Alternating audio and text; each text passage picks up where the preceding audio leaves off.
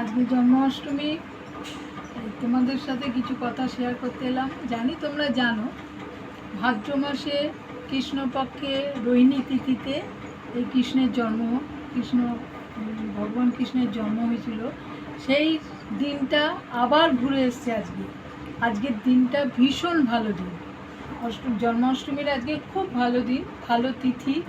সেই জন্যে আপনাদেরকে এটা শেয়ার করলাম। অনেকেই হয়তো জানেন, তাই আজ সারাদিন খুব খাটাখাটনি গেছে ওদের জন্য। সব কিছু চান থেকে শুরু করে খাবার দাবার সব আপনারা দেখতে পাবেন। আমি ভিডিওতে ছেড়েছি, সব দেখতে পাবেন। আর এটা আমার এই বছর প্রথম নতুন চ্যানেলে ছাড়ছি।